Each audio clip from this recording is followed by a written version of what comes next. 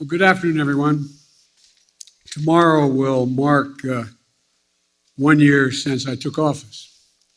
It's been a year of challenges, but it's also been a year of enormous progress.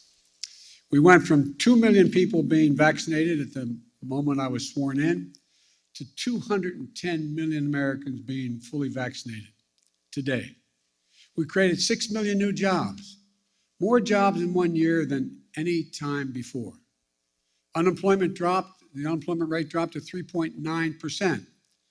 Child poverty dropped by nearly 40%, the biggest drop ever in American history. New business applications grew by 30%, the biggest increase ever. And for the first time in a long time, this country's working people actually got a raise. People, the bottom 40%, saw their income go up, the most of all those that got a raise. We cut health insurance premiums for millions of American families, and we just made surprise medical bills illegal in this country.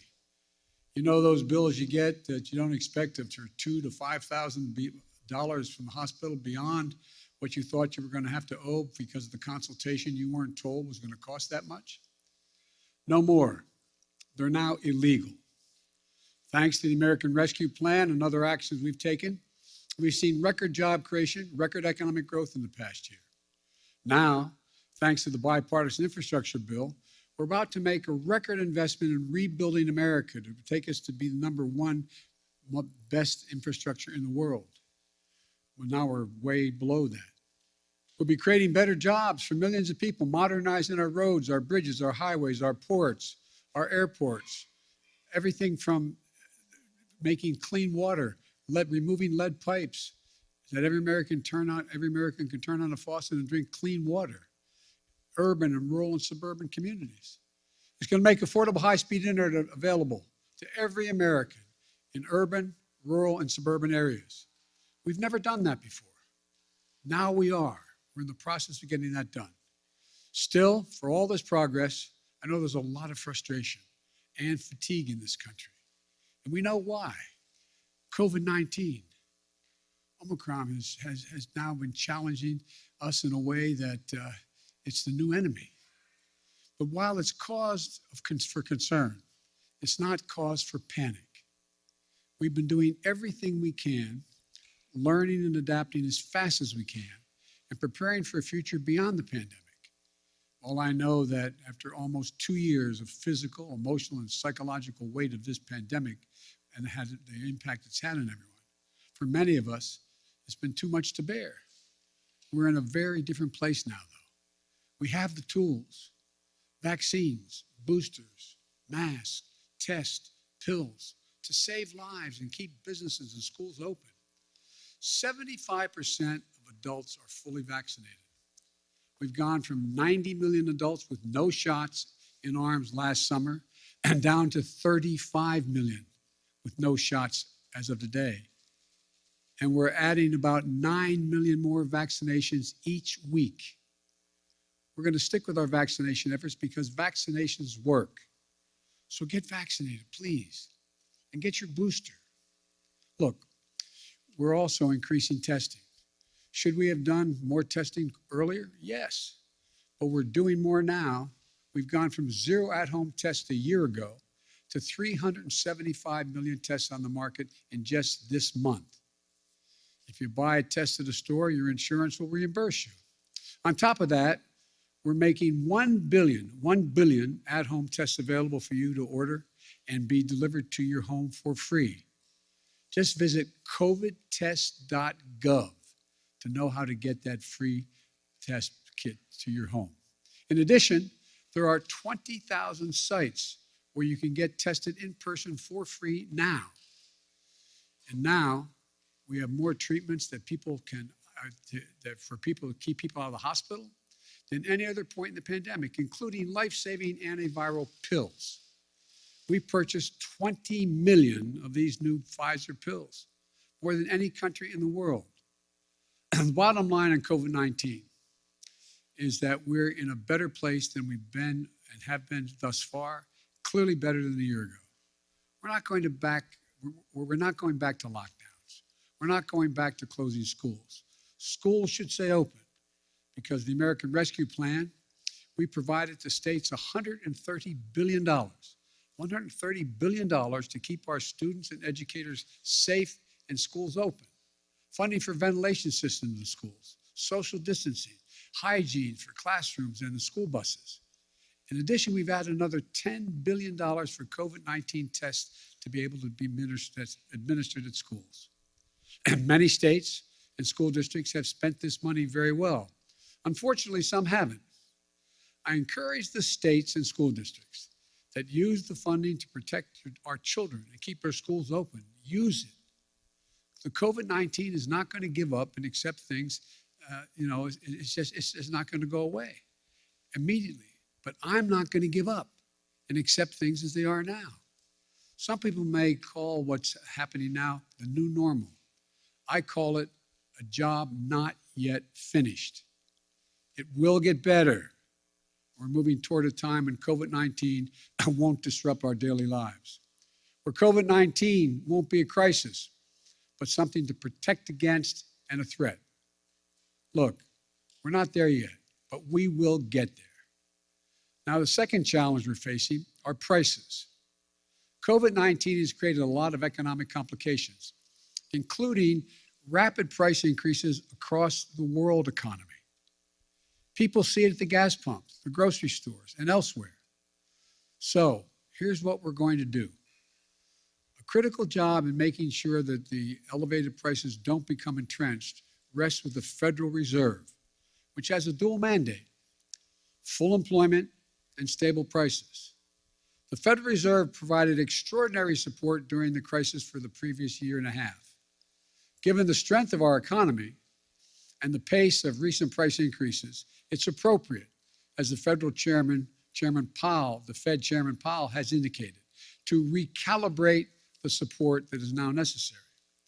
I respect the Fed's independence, and I've nominated 5 superb individuals to serve on the Federal Board of Governors, men and women from a variety of ideological perspectives. They're eminently qualified, historically diverse, and have earned bipartisan praise. And I call on the United States Senate to confirm them without any further delay.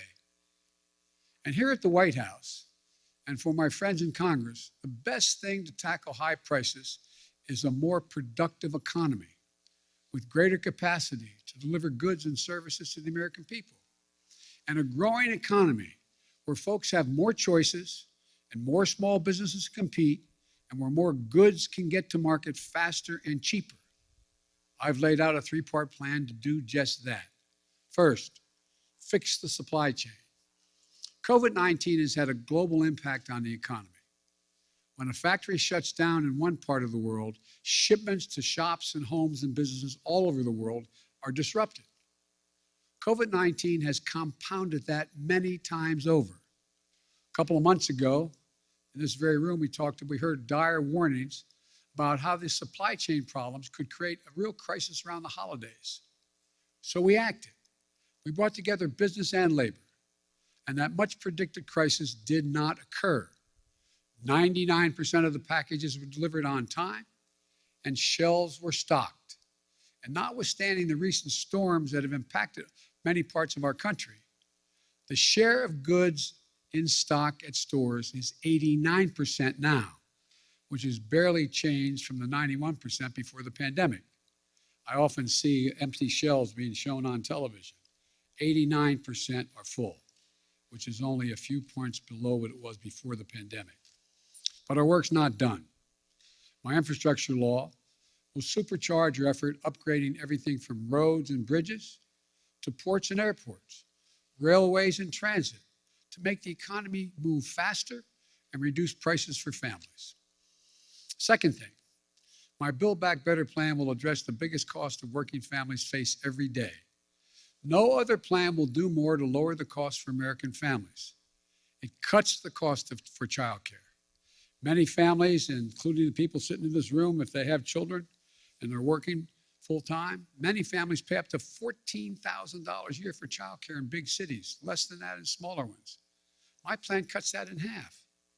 That will not only be a game changer for so many families' budgets, but it will mean so much for the nearly 2 million women who've left the workforce during the pandemic because of things like childcare. My Build Back Better plan cuts the price of prescription drugs. So insulin, that today costs some people as much as $1,000 a month, will cost no more than $35 a month. It cuts the cost of elder care. It lowers energy cost. And it will do all of this without raising a single penny in taxes on people making under $400,000 a year or raising the deficit. In fact, my plan cuts the deficit and it boosts the economy by getting more people into the workforce. That's why 17 Nobel Prize winners for economics say it will ease long-term inflationary pressure. The bottom line, if price increases are what you're worried about, the best answer is my Build Back Better plan. Third thing we're going to do, promote competition. Look, in too many industries, a handful of giant companies dominate the market in sectors like meat processing, railroad, shipping, and other areas. This isn't a new issue. It's not been the reason we've had high inflation today. It's not the only reason. It's been happening for a decade. But over time, it has reduced competition, squeezed out small businesses and farmers, ranchers, and increased the price for consumers. We end up with an industry like the meat processing industry, where 4 big companies dominate the markets. Pay ranchers less for their cattle they grow, charge consumers more for beef, hamburger meat, whatever they're buying. Prices are up. Look, I'm a capitalist, but capitalism without competition is not capitalism, it's exploitation. So I signed an executive order to tackle unfair competition in our economy, and we're going to continue to enforce it, along with working with Congress where we can. I'll close with this. We have faced some of the biggest challenges that we've ever faced in this country these past few years. Challenges to our public health, challenges to our economy, but we're getting through it. And not only are we getting through it, we're laying the foundation for a future where America wins the 21st century by creating jobs at a record pace. Now we need to get inflation under control. We have developed an extraordinarily effective booster shots and antiviral pills. Now we need to finish the job to get COVID-19 under control. I've long said, it's never been a good bet to bet against the American people or America. I believe that more than ever today. We've seen the grit and determination of the American people this past year. But the best days of this country are still ahead of us, not behind us. Now, I'm happy to take questions. Yes. Thank you, Mr. President. I know some of my colleagues will get into some specific issues, but I wanted to zoom out on your first year in office. Inflation is up. Your signature domestic legislation is stalled in Congress. In a few hours from now, the Senate, an effort in the Senate to deal with voting rights and voting reform legislation is going to fail. COVID-19 is still taking the lives of 1,500 Americans every day, and the nation's divisions are just as raw as they were a year ago. Did you overpromise to the American public what you could achieve in your first year in office, and how do you plan to course correct going forward? Why are you such an optimist?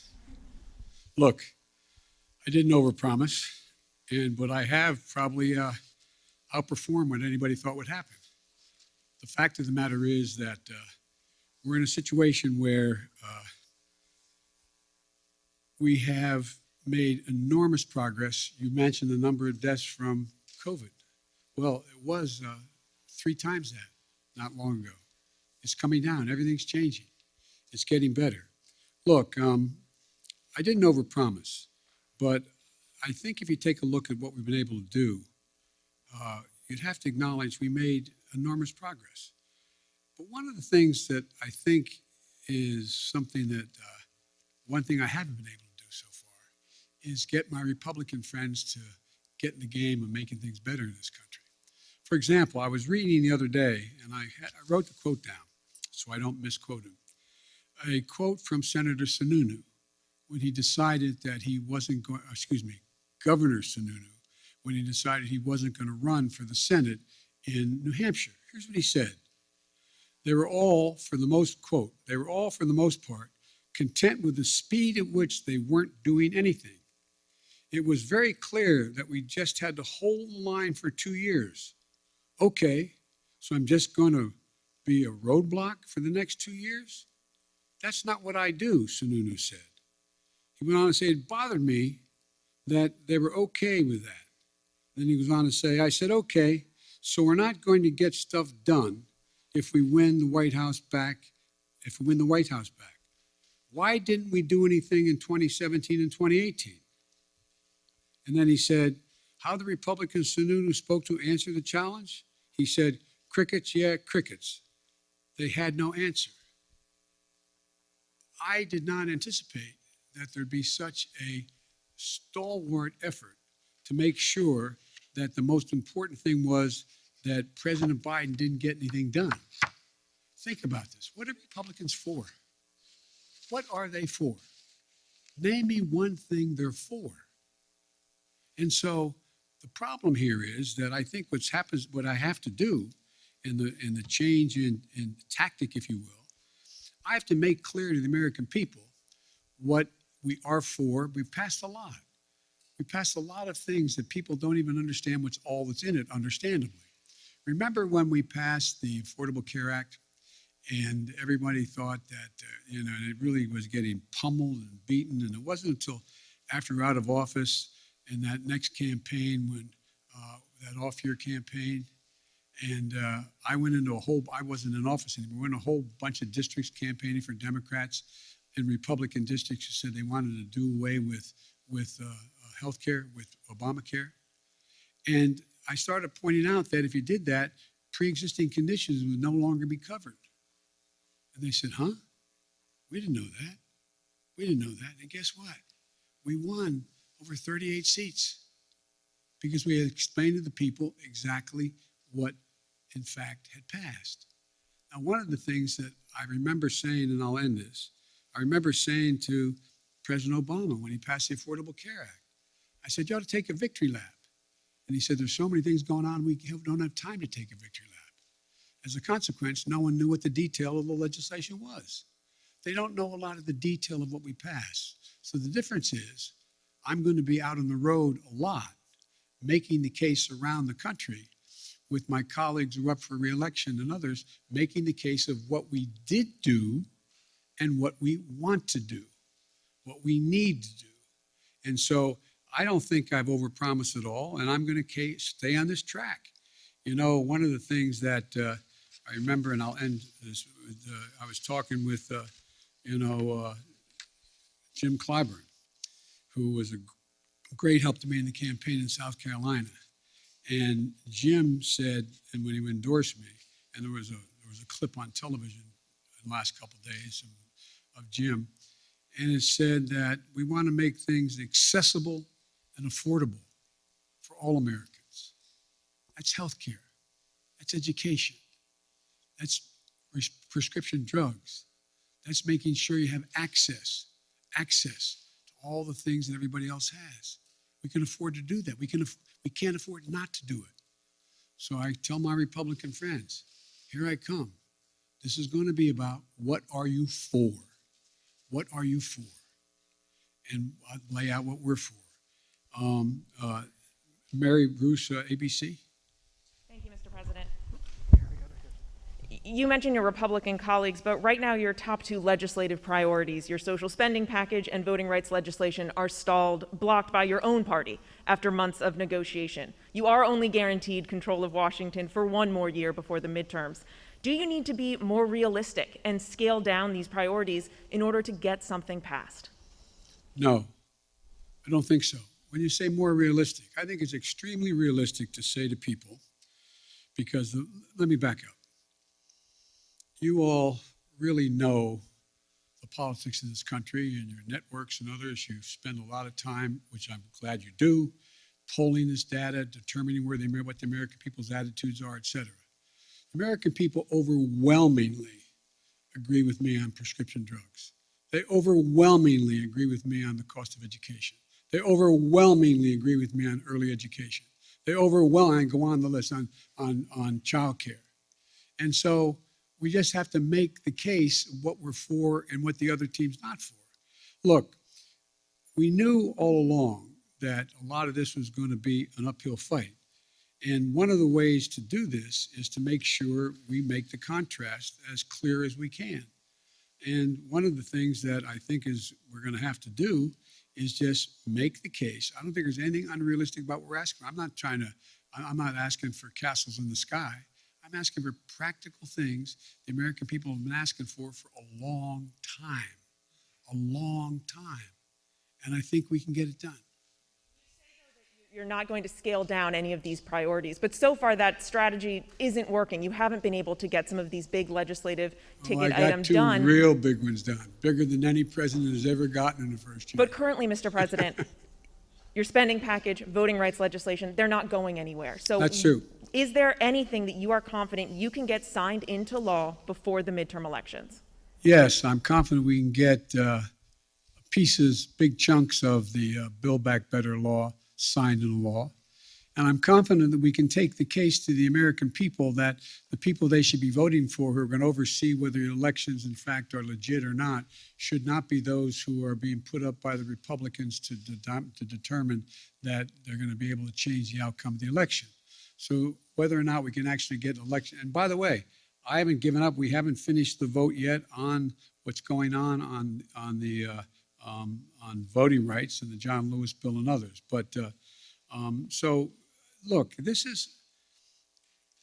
I've been engaged a long time in public policy, and I don't know many things that have been done in one fell swoop. And so I think the most important thing to do is try to inform, not educate, inform the public of what's at stake in stark terms, and let them make judgments and let them know who's for them and who's against them, who's there and who's not there, and make that the case. And that's what I'm going to be spending my time doing in this off-year election. You mentioned Republicans and reaching out to them. Some Republicans who may be open to major changes on voting rights, for instance, like Mitt Romney, he says he never even received a phone call from this White House. Why not? I like Mitt. Look, Mitt Romney's a straight guy. One of the things that we're doing, I was trying to make sure we got everybody on the same page in my party on this score. And I didn't call many Republicans at all. The fact is that I do think that Mitt is a serious guy. I think we can get things done. I think I predict to you they'll get something done on the electoral reform side of this. But rather than judge what's going to get done and not get done, all I can say is I'm going to continue to make the case why it's so important to not turn the electoral process over to political persons who are set up deliberately to change the outcome of elections. Allison Harris, please.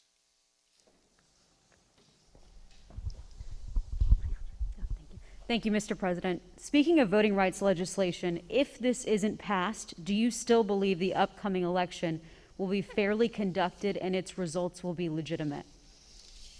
Well, it all depends on whether or not we're able to make the case to the American people that some of this is being set up to try to alter the outcome of the election. And it's one thing, look, maybe I'm just being too much of an optimist. Remember how we thought not that many people were going to show up to vote in the middle of a pandemic? We had the highest voter turnout in the history of the United States of America. Well, I think if, in fact, no matter how hard they make it for minorities to vote, I think you're going to see them willing to stand in line and defy the attempt to keep them from being able to vote. I think you're going to see the people we're trying to keep from being able to show up, showing up and making the sacrifice that needs to be made in order to change the law back to what it should be. But it's going to be difficult.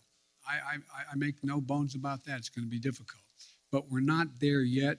We've not run out of options yet, and we'll see how this moves. And on Omicron and education, teachers are in revolt in so many places. Parents are at odds over closing schools and remote learning. You say we're not going to go back to closing schools. You said that just moments ago, yet they're closing in some areas. What do you say to those teachers and principals and parents about school closings? And what can your administration do to help make up for learning loss for students? First of all, I'd put in perspective the question you asked. Very few schools are closing. Over 95% are still open. So you all phrase the questions when people, I don't think it's deliberate on your part, but you phrase the question if anyone watches this on television, my God, there must be, all those schools must be closing. What are we going to do? 95% are still open, number one. Number two, the idea that parents don't think it's important for their children to be in school, and teachers know it as well. That's why we made sure that we had the ability to provide the funding through the Recovery Act, through the act that the first act we passed, to be able to make sure schools were able to be safe. So we have new ventilation systems available for them. We have the way they scrub down laboratories and I mean the laboratories kids go to the bathroom, cafeterias, buses, etc. All that money's there. There's billions of dollars made available. It's there. Not every school district has used it as well as it should be used, but it's there. And so, in addition to that, there is now another $10 billion for testing of students in the schools. So I think as time goes on, it's much more likely you're going to see that number go back up from 95%, back up to 98, 99%. But the outfit, the individuals of the district that says we're not going to be open is always going to get, and I'm not being critical of any of you, it's always going to get front page. It's always going to be the top of the news. But let's put it in perspective. 95, as high as 98% of the schools in America are open, functioning, and capable of doing the job. How about Jen Epstein, Bloomberg? Mr. President, thank you. Your top foreign policy advisors have warned that Russia is now ready to attack Ukraine, but there's still little unity among European allies about what a package of sanctions against Moscow would look like. If the U.S. and NATO aren't willing to put troops on the line to defend Ukraine and American allies can't agree on a sanctions package, hasn't the U.S. and the West lost nearly all of its leverage over Vladimir Putin? And given how ineffective sanctions have been in deterring Putin in the past, why should the threat of new sanctions give him pause? Well, because he's never seen sanctions like the ones I promised will be imposed if he moves, number one. Number two, we're in a situation where Vladimir Putin is about to, we've had very frank discussions, Vladimir Putin and I, and the idea that NATO is not going to be united, I don't buy. I've spoken to every major NATO leader. We've had the NATO-Russian summit. We've had the OSCE has met, et cetera. And so I think what you're going to see is that Russia will be held accountable if it invades. And it depends on what it does. It's one thing if it's a minor incursion and then we end up having a fight about what to do and not do, et cetera. But if they actually do what they're capable of doing with the force amassed on the border, it is going to be a disaster for Russia if they further invade Ukraine, and that our allies and partners are ready to impose severe cost and significant harm on Russia and the Russian economy. And, you know, we're going to fortify our NATO allies, I told them, on the eastern flank if, in fact, he does invade.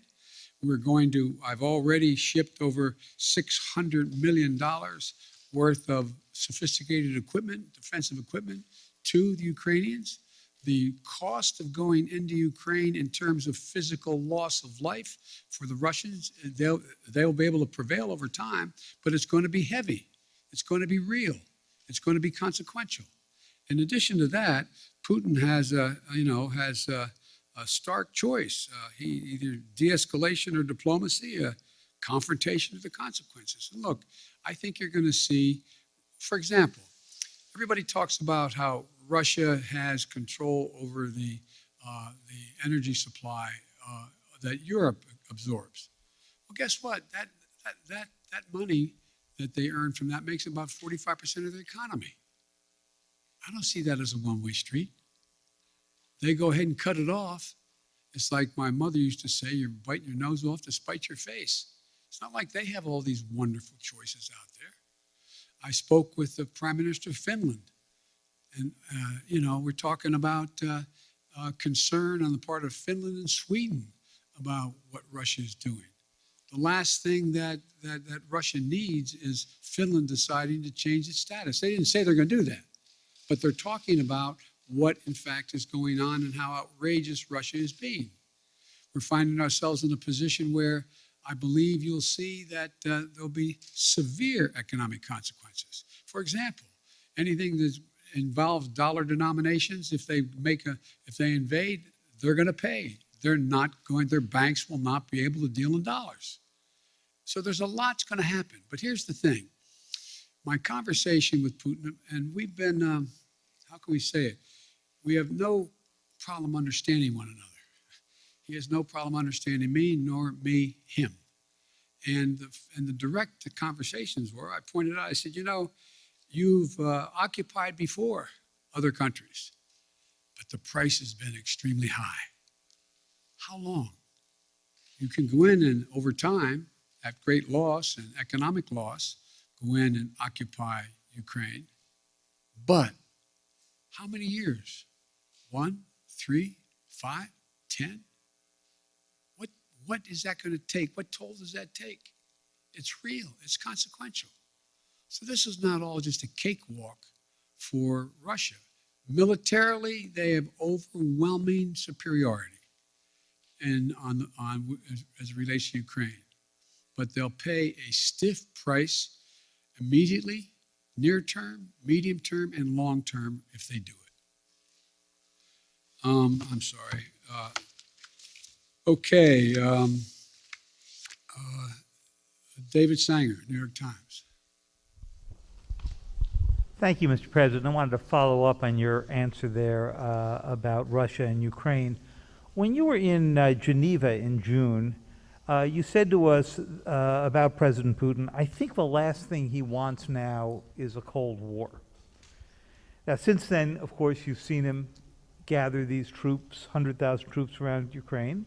Your Secretary of State said today he thought he could invade it at any moment. You've seen the cyber attacks, and you've seen the demand that he have a sphere of influence in which you would withdraw all American troops and nuclear weapons from what used to be the Soviet bloc. So I'm wondering if you still think that the last thing he wants is a Cold War. And has your view of him changed in the past few months? And if it has, and he does invade, would your posture be to really move back to the kind of containment policy that you saw so often when you were still in the Senate?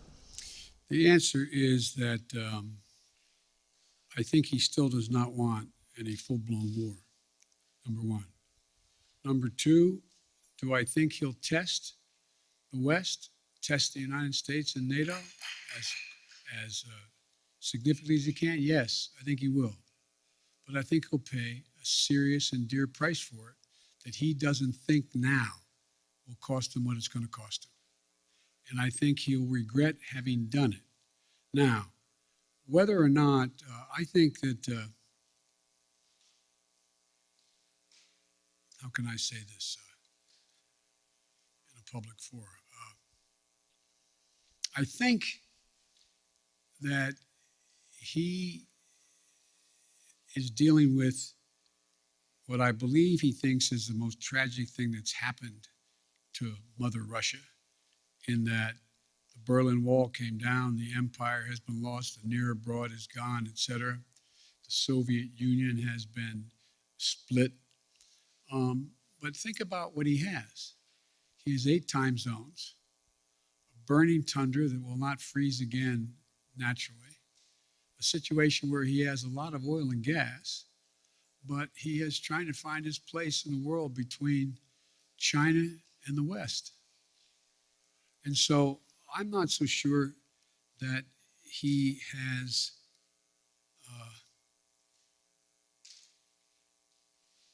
David, I'm not so sure he is certain what he's going to do. My guess is he will move in. He has to do something. And by the way, I've indicated to him The two things he said to me that he wants guarantees on. One is Ukraine will never be part of NATO. And two, that NATO there will not be strategic weapons stationed in Ukraine. Well, we can work out something on the second piece, pretending what he does along the Russian line as well, the Russian border in the European area of Russia. On the first piece, we have a number of treaties internationally and in Europe that suggest that you get to choose who you want to be with. But the likelihood that Ukraine is going to join NATO in the near term is not very likely, based on much more work they have to do in terms of democracy and a few other things going on there, and whether or not the major allies in the West would vote to bring Ukraine in right now. So there's room to work if he wants to do that. But I think, as usual, he's going to, well, I probably shouldn't go any further, but I think it will hurt him badly. Like you were offering some way out here, some off-ramp, and it sounds like what it is at least an informal assurance that NATO is not going to take in Ukraine anytime in the next few decades, and it sounds like you're saying we would never put nuclear weapons there. He also wants us to move all of our nuclear weapons out of Europe and not have troops rotating through the old Soviet bloc. Do you think there's space for there as well? No, there's not space for that. We won't permanently station, but the idea we're going to actually increase troop presence in Poland or Romania, et cetera, if in fact he moves. Because we have a sacred obligation in Article 5 to defend those countries. They are part of NATO. We don't have that obligation relative to Ukraine, although we have great concern about what happens in Ukraine. Thank you. Maureen, USA Today. Thank you, Mr. President. I wanted to follow up on your comment on Build Back Better and also ask you a question about the pandemic. You said that you're confident you can pass big chunks of Build Back Better this year. Does that wording mean that you are thinking about, you're looking at breaking the package up into individual portions? And then on the pandemic, now that the Supreme Court has blocked the vaccination or test rule for larger businesses, are you reconsidering whether to require vaccines for domestic flights as a way to boost vaccination rates? No, look, first of all, on the last part of the question, the Supreme Court decision, I think, was a mistake, but you still see thousands and thousands of people who work for major corporations having to be tested as a consequence of the decision made by the corporation, not by the standard ISET that is there. I think you'll see that increase, not decrease, number one. What was the first part of your question? On your comment that you made, that you're confident Yes. that major chunks of Build Back Yes. Better can pass, are you breaking it up? Does that Yes, mean? it's clear to me that that we're going to have to probably break it up. I think that we can get, and I've been talking to a number of my colleagues on the Hill, I think it's clear that we would be able to get support for the $500+ billion for energy and the environmental issues that are there, number one.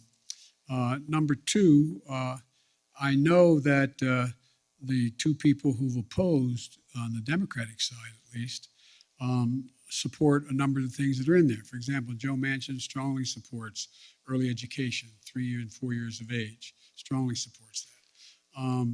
There is strong support for, I think, a number of the way in which to pay for these, pay for this proposal. So I think there is. I'm not going to negotiate against myself as to what should and shouldn't be in it, but I think we can break the package up, get as much as we can now, and come back and fight for the rest later. Ken, Wall Street Journal, Ken Thomas. Thank you, Mr. President. I wanted to ask you about the economy. As you said earlier, Americans are feeling the squeeze of inflation. Oil prices have been at about a 7-year high recently. How long should Americans expect to face higher prices when they're at the grocery store, when they're at the gas pump? Is this something that they're going to see into the summer, into next fall? And separately, you talk about the importance of the Fed, but isn't that an acknowledgement that you're limited in what you can do if you're relying on the Fed to make decisions and you're unable to get a Build Back Better proposal through? Aren't you simply limited in what you can do to deal with inflation? Well, look, as you know, Ken, the inflation has everything to do with the supply chain. And I think what you're seeing is that we've been able to make progress on speeding up the access to materials.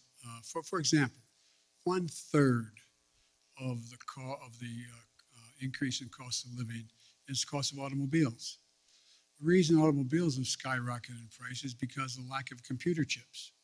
So we have the capacity, and we're going to do everything in our power to do it, to become self-reliant on the computer chips that we need in order to be able to produce more automobiles. That's underway. We've already passed, within the context of another bill, money for that in the House of Representatives, before the House of Representatives now. But I think there's a way we can move to, if we can move to get, for example, that one thing done, it can make a big difference in terms of the cost of, the total cost of living. Now, with regard to the whole issue of energy prices, that gets a little more complicated, but you saw what happened when I was able to convince everyone from including China, India, a number of other countries to agree with us to go into their version of their petroleum reserve, to release more into the market.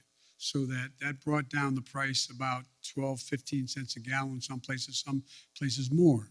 There's going to be a reckoning along the line here as to whether or not we're going to continue to see oil prices continue to go up in ways that are going up now relative to what impact that's going to have on the producers.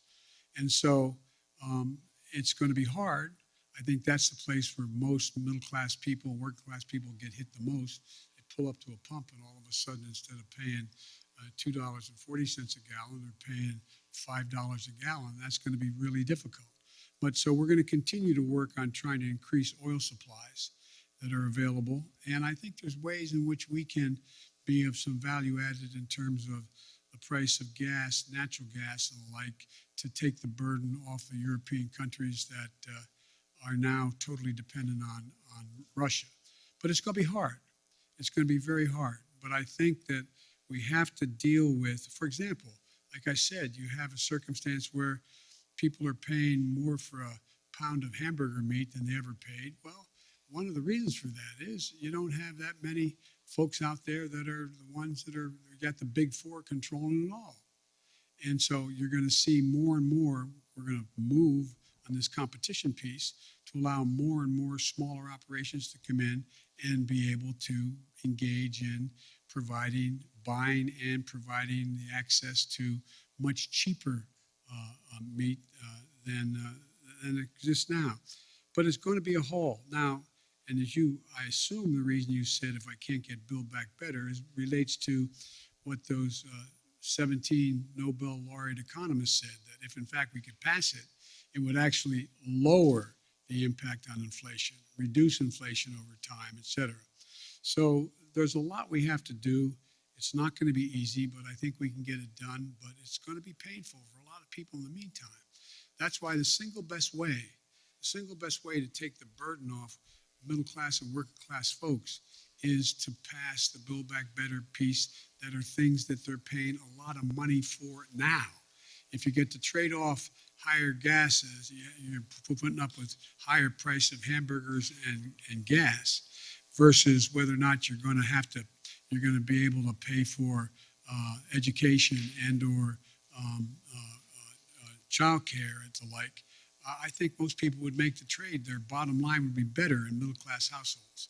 But it's going to be hard, and it's going to take a lot of work. Sir, you mentioned China. Do you think the time has come to begin lifting some of the tariffs on Chinese imports, or is there a need for China to make due on some of its commitments in the Phase 1 agreement. Some business groups would like you to begin lifting up those tariffs on China. Well, I know that, and that's why my trade rep is working on that right now. The answer is uncertain. It's uncertain. I'd like to be able to be in a position where I could say they're meeting the commitments, or more of their commitments, and be able to lift some of it. But we're not there yet. Nancy, CBS. Thank you so much, Mr. President. This afternoon, the Senate Minority Leader, Mitch McConnell, said that the midterm elections are going to be a report card on your progress on inflation, border security, and standing up to Russia. Do you think that that's a fair way to look at it? And if so, how do you think that report card looks right now? I think report cards can look pretty good if that's where we're at. But look, the idea that Mitch has been very clear. He's going to do anything to prevent Biden from being a success. I get on with Mitch. I actually like Mitch McConnell. We like one another. But he has one straightforward objective. Make sure that there's nothing I do that makes me look good in the mind, in his mind, with the public at large.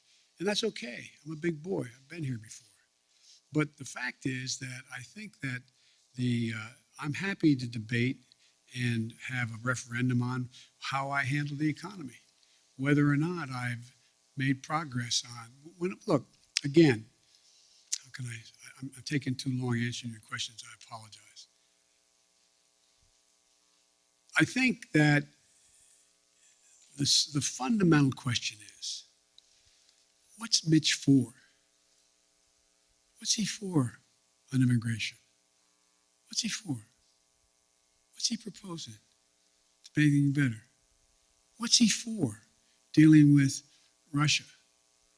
It's different than I'm proposing that many of his Republican friends or his colleagues are supporting as well. What's he for on these things? What are they for? So everything's a choice, a choice. I think, look, I've laid out a proposal on immigration that if we passed it, we'd be in a totally different place right now. But we're not there because we don't have a single Republican vote. My buddy John McCain's gone. So, I mean, it's going to take time. And again, I go back to Governor Sununu's quote. How long? I mean, a rhetorical question. I know this is not fair to ask the press a question. I'm not asking you.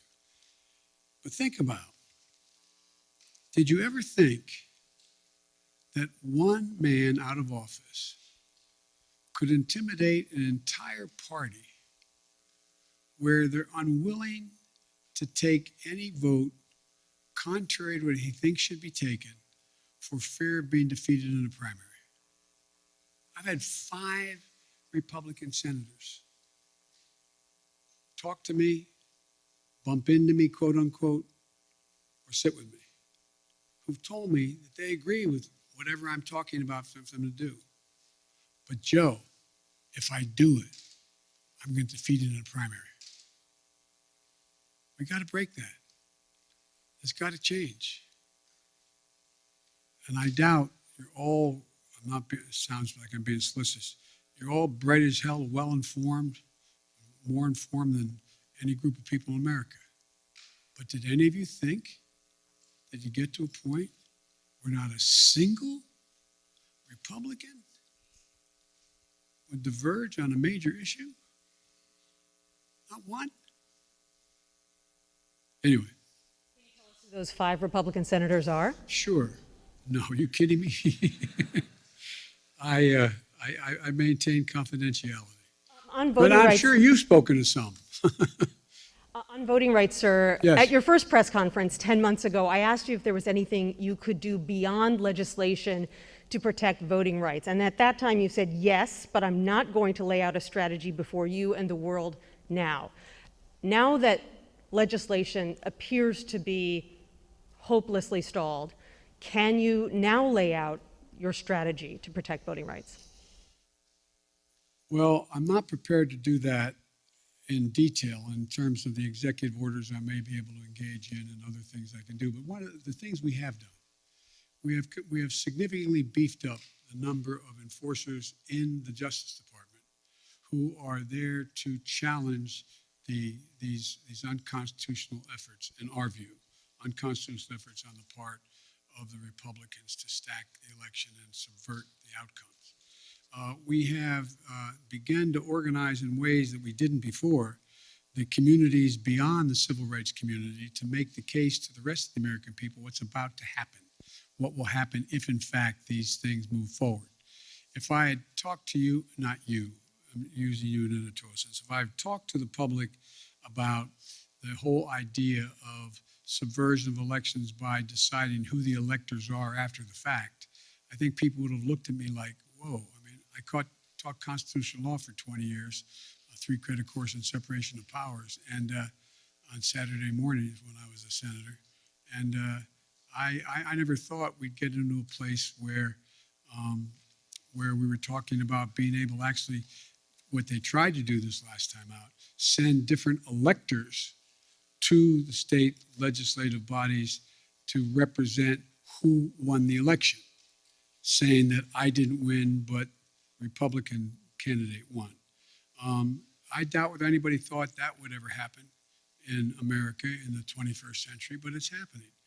And so I guess what I'm saying is, Nancy, is that I think that there are a number of things we can do, but I also think we will be able to get significant pieces of the legislation, if we don't get it all now, to build to get it so that we get a big chunk of the John Lewis legislation as well as the fair elections process. Sir, on COVID, if you don't mind, you touted the number of Americans who are now fully vaccinated with 2 shots, but even some of your own medical advisors say that people aren't fully protected unless they have that 3rd shot, a booster. Why hasn't this White House changed the definition of fully vaccinated to include that 3rd booster shot? Is it because the numbers of fully vaccinated Americans would suddenly look a lot less impressive? No, it's not that at all. It's just this has become clearer and clearer. And every time I speak of it, I say, if you've been vaccinated, get your booster shot. Everybody get the booster shot. It's the optimum protection you can have. You're protected very well with 2 shots. If it's the Pfizer, anyway, you're protected. But you are better protected with the booster shot. The definition right now. I'm following what the answer is yes, get the booster shot. It's all part of the same thing. You're better protected. Okay, Alex Alper, Reuters. Thank you, Mr. President. I wanted to follow up briefly on a question asked by Bloomberg. You said that Russia would be held accountable if it invades, and it depends on what it does. It's one thing if it's a minor incursion, and we end up having to fight about what to do and what not to do. Are you saying that a minor incursion by Russia into Ukrainian territory would not lead to the sanctions that you have threatened, or are you effectively giving Putin permission to make a small incursion into the country? Good question. That's how it did sound like, didn't it? The most important thing to do, big nations can't bluff, number 1. Number 2, the idea that we would do anything to split NATO, which would have a profound impact on one of Putin's objectives to weaken NATO, would be a big mistake. So the question is, if it's something significantly short of a significant invasion, or not even significant, just major military forces coming across. For example, it's one thing to determine that if they continue to use cyber efforts, well, we can respond the same way with cyber. They have FSB people in Ukraine now trying to undermine the solidarity within Ukraine about Russia and to try to promote Russian interest. But it's very important that we keep everyone in NATO on the same page. And that's what I'm spending a lot of time doing. And there are differences. There are differences in NATO as to what countries are willing to do depending on what happens, the degree to which they're able to go. And I want to be clear with you. The serious imposition of sanctions relative to dollar transactions and other things are things that are going to have a negative impact on the United States, as well as a negative impact on the economies of Europe as well, a devastating impact on Russia. And so I got to make sure everybody's on the same page as we move along. I think we will if there's something where there's Russian forces crossing the border, killing Ukrainian fighters, etc. I think that changes everything. But it depends on what he does, as to actually what extent we're going to be able to get total unity on the NATO front. If I may ask a quick one on Iran, I just wanted to get your sense of whether the Vienna talks are making any progress, if you still think it's possible to reach a deal for both sides to resume compliance with the Iran nuclear deal, or if it's time to give up on that. Thank you. I'll do it in reverse. It's not time to give up. There is some progress being made. The P5+1 is on the same page, but it remains to be seen. Kristen, NBC. Very quickly on Russia, I do have a number of domestic policy issues, but on Russia very quickly, it seemed like you said that you have assessed, you feel as though he will move in. Has this administration, have you determined whether President Putin plans to invade or move into Ukraine, as you said? Look, the only thing I'm confident of is that decision is totally, solely, completely a Putin decision. Nobody else is going to make that decision. No one else is going to impact that decision. He's making that decision. And I suspect it matters which side of the bed he gets up on in the morning as to exactly what he's going to do. And I think it is not irrational, if he wanted to talk about dealing with strategic doctrine and dealing with force structures in Europe and in the European parts of Russia. But I don't know whether he's decided he wants to do that or not. So far, in the 3 meetings we've had, OSCE, and anyway, have not produced anything, because the impression I get from my Secretary of State, my National Security Advisor, and my other senior officials that are doing these meetings is that there's a question of whether the people they're talking to know what he is going to do. So the answer is, but based on a number of criteria as to what he could do. For example, for him to move in and occupy the whole country, particularly from the north, from Belarus, he's going to have to wait a little bit till the ground's frozen so he can cross. To move in a direction where he wants to talk about what's going. We're continuing to provide for defense capacities to the Ukrainians. We're talking about what's going on in both the Baltic and the Black Sea, et cetera. There's a whole range of things that I'm sure he's trying to calculate how quickly he can do what he wants to do and what does he want to do. But he's an informed individual. And I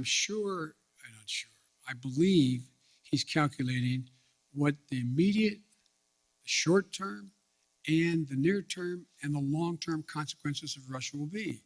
And I don't think he's made up his mind yet. I want to ask you about your domestic agenda. You've gotten a lot of questions about voting rights, Mr. President, but I want to ask you about black voters, one of your most loyal constituencies. Yep. I was in Congressman Clyburn's district yesterday in South Carolina. You opened this news conference talking about him. I spoke to a number of black voters who fought to get you elected, and now they feel as though you are not fighting hard enough for them and their priorities. And they told me they see this push on voting rights more as a last-minute PR push than it is a legitimate effort to get legislation passed. So what do you say to these black voters who say that you do not have their backs, as you promised on the campaign trail? I've had their back. I've had their back my entire career. I've never not had their back. And I started on the voting rights issues long, long ago. That's what got me involved in politics in the first place. And I think part of the problem is, look, there's there's significant disagreement in every community on whether or not the timing of assertions made by people has been in the most timely way. So I'm sure that there are those who are saying that why didn't Biden push John Lewis bill as hard as he pushed it the last month? Why didn't he push it 6 months ago as hard as he did now? The fact is that there's a timing that is not of one's own choice. It's somewhat dictated by events that are happening in country and around the world as to what the focus is. But part of the problem is, as well, I have not been out in the community nearly enough. I've been here an awful lot. I find myself in a situation where I don't get a chance to look people in the eye because of both COVID and things that are happening in Washington, to be able to go out and do the things that I've always been able to do pretty well.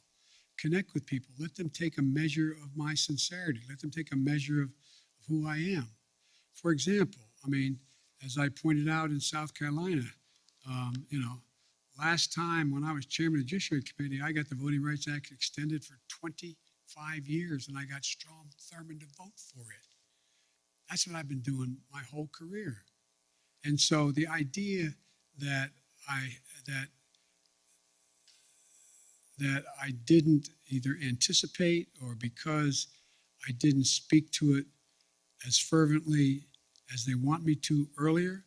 In the meantime, I was spending a lot of time, spent hours and hours and hours talking with my colleagues on the Democratic side, trying to get them to agree that if in fact this occurred, if this push continued, that they would be there for John Lewis. And anyway, so, but I think that's a problem that is my own making by not communicating as much as I should have. Yet you find that when you deal with members of the Black Caucus and others in the United States Congress, I still have very close working relationships. So it's like every community. I'm sure that there are those in the community, and I'm a big labor guy. I'm sure there's people in labor saying, why haven't I been able to do A, B, C, or D? So it's just going to take a little bit of time. You put Vice President Harris in charge of voting rights. Are you satisfied with her work on this issue? And can you guarantee, do you commit that she will be your running mate in 2024, provided that you run again? Yes and yes. Okay. You don't care to expand? Pardon me? Do you care to expand on voting No, there's rights? no need to. I mean, I asked the question. She's going to be my running mate, number one. And number two, I did put her in charge. I think she's doing a good job. Let me ask you, big picture, particularly when you think about voting rights and the struggles you've had to unify your own party around voting rights. Unity was one of your key campaign promises. In fact, in your inaugural address, you said your whole soul was in bringing America together, uniting our people. People heard the speech that you gave on voting rights in Georgia recently, in which you described those who are opposed to you to George Wallace and Jefferson Davis, and some people took exception to that. What do you say to those who were offended by your speech, and is this country more unified than it was when you first took office? Number one, anybody who listened to the speech, I did not say that there were going to be a George Wallace or a Bull Connor. I said we're going to have a decision in history that is going to be marked just like it was then. You either voted on the side that didn't make you George Wallace or didn't make you Bull Connor, but if you did not vote for the Voting Rights Act back then, you were voting with those who agreed with Connor, those who agreed with I think Mitch did a real good job of making it sound like I was attacking them.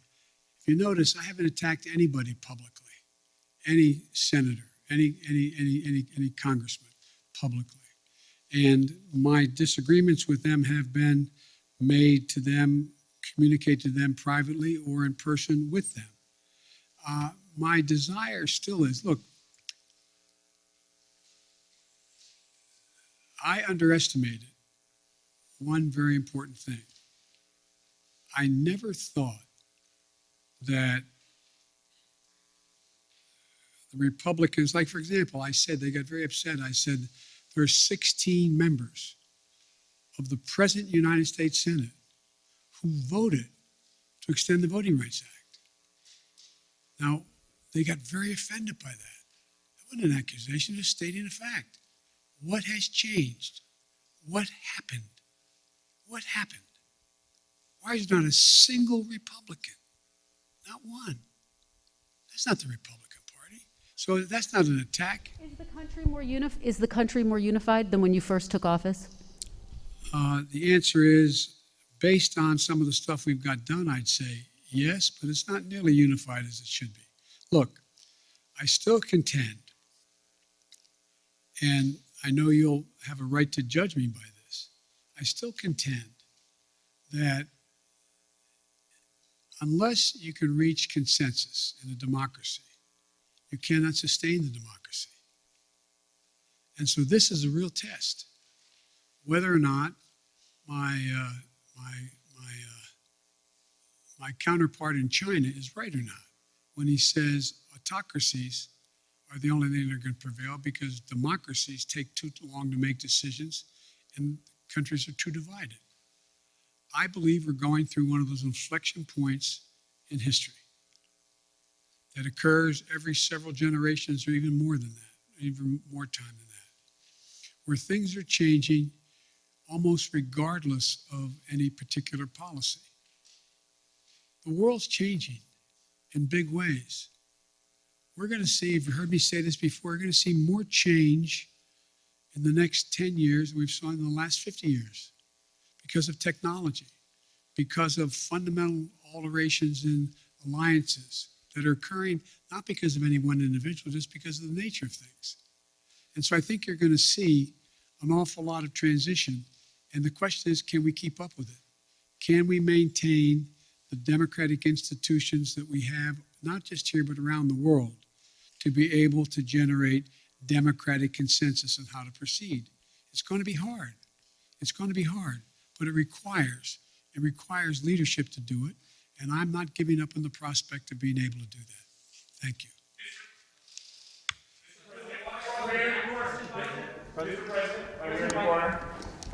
Mr. President.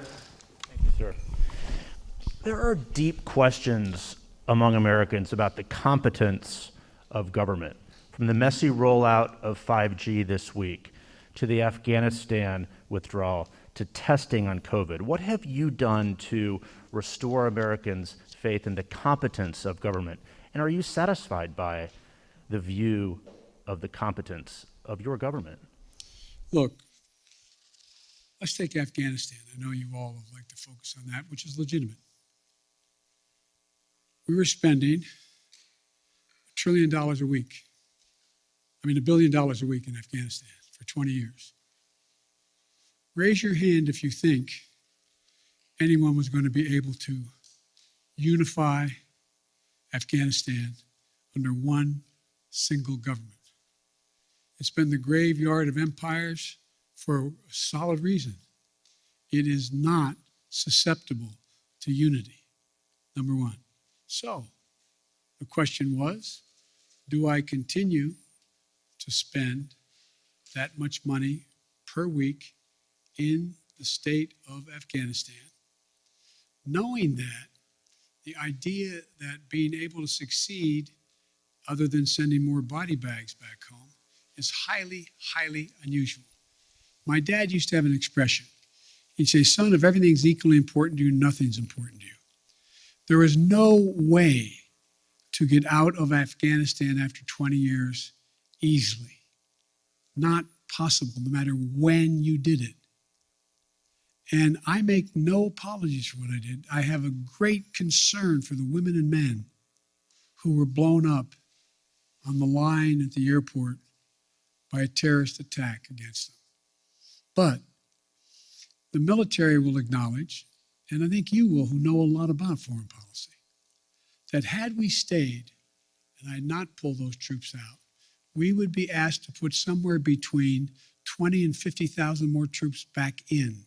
Because the only reason more Americans weren't being killed than others is because the last president signed an agreement to get out by May the 1st. And so everything was copacetic. Had we not gotten out, and the acknowledgement is we'd be putting a lot more forces in. Now, do I feel badly what's happening as a consequence of the incompetence of the Taliban? Yes, I do. But I feel badly also about the fistulas that are taking place in Eastern Congo. I feel badly about a whole range of things around the world that we can't solve every problem. And so I don't view that as a competence issue. The issue of whether or not there's competence in terms of whether or not we're dealing with 5G or not, we don't deal with 5G. The fact is that you had two private enterprises, that had one promoting 5G and the other one are airlines. They're private enterprises. They have government regulation, admittedly. And so what I've done is pushed as hard as I can to have 5G folks hold up and abide by what was being requested by the airlines until they could more modernize over the years, so that 5G would not interfere with the potential of the landing. So any 5G tower within a certain number of miles from the airport should not be operative. And so I understand, but anything that happens that's consequential is viewed as the government's responsibility. I get that. Am I satisfied with the way in which we have dealt with COVID and all the things that go along with that? Yeah, I am satisfied. I think we've done remarkably well. You know, the idea that on testing we should have done it quicker, but we've done remarkable since then. What we have more testing going on than anywhere in the world. And we're going to continue to increase that. Did we have it at the moment exactly when we should have moved, and could we have moved a month earlier? Yeah, we could have. But with everything else that's going on, I don't view that as somehow a mark of incompetence. Look, think of what we did on COVID. When we were pushing on AstraZeneca to provide more vaccines. Well, guess what? They didn't have the machinery to be able to do it. So I physically went to Michigan, stood there in a factory with the head of AstraZeneca and said, we'll provide the machinery for you. This is what we'll do. We'll help you do it so that you can produce this vaccine more rapidly. I think that's pretty hands-on stuff. We also said right now, when the hospitalizations are overrunning hospitals and you have docs and nurses out because of COVID, they have COVID.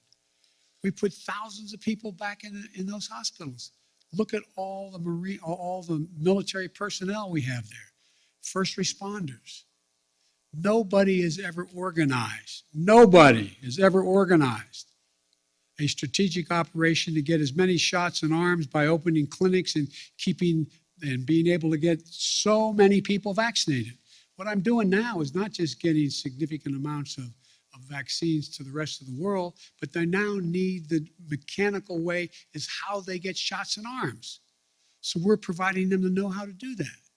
Now, should everybody in America know that? No, they don't necessarily know that. They're just trying to figure out how to put three squares on the table and stay safe. But so I do think the place where I was a little disappointed, I wish we could have written it differently, is when we did the legislation to provide the funding for COVID and the money we provided for the states to be able to deal with keeping schools open. Some of them didn't do a very good job. Some are still holding the money. I don't have the authority to do anything about that. I think that's not particularly competent. There's things that could and should have been done. They could have moved faster. So I understand the frustration. You know, I remember, I think it was, I forget which cabinet member saying to Barack Obama where something was going on. And he said, well, you're going to be sure, Mr. President, of the millions of employees you have out there, somebody's screwing up right now. Somebody's screwing up. So, it's just but I think you have to look at things that we used to look at on balance. What is the trajectory of the country? Is it moving in the right direction now? I don't know how we can say it's not. I understand the overwhelming frustration, fear, and concern with regard to inflation and COVID. I get it. But the idea, if I told you when we started, I tell you what I'm going to do, the first year I'm going to create over 6 million jobs. I'm going to get unemployment down to 3.9%. I'm going to generate, and I named it all. You'd look at me like you're nuts. Maybe I'm wrong. President, at least in our recent memory, with as much Washington experience as you entered this office with, but yet after we sit here for more than an hour, I'm not sure I've heard you say if you would do anything differently in the second year of your term. Do you plan to do anything differently? Yeah, look, the thing I have to do... Are you satisfied with your team here at the White House, sir? I'm satisfied with the team. There's 3 things I'm going to do differently now that I've gotten the critical crises out of the way in the sense of that movement, knowing exactly where we're going. Number 1, I'm going to get out of this place more often. I'm going to go out and talk to the public. I'm going to do public fora. I'm going to interface with them. I'm going to make the case as what we've already done, why it's important, and what will happen if they support what else I want to do. Number 2, I'm bringing in more and more now that I have time. I mean, literally, like you, I'm not complaining. It's, 12, 14 hours a day, no complaints. I really mean it sincerely. But now that certain of the big chunks have been put in place and we know the direction, I'm also going to be out there seeking the more advice of experts outside, from academia to editorial writers to think tanks, and I'm bringing them in, just like I did early on, bringing in presidents and historians to get their perspective on what we should be doing, seeking more input, more information, more constructive criticism about what I should and shouldn't be doing. And the third thing that I'm going to be doing a lot more of is being in a situation where I'm able to I'm going to be deeply involved in these off-year elections. We're going to be raising a lot of money. We're going to be out there making sure that we're helping all of those candidates, and scores of them have already asked me to come in and campaign with them, to go out and make the case in plain, simple language as to what it is we've done, what we want to do, and why we think it's important. How many more hours am I doing this? I'm happy to stick around.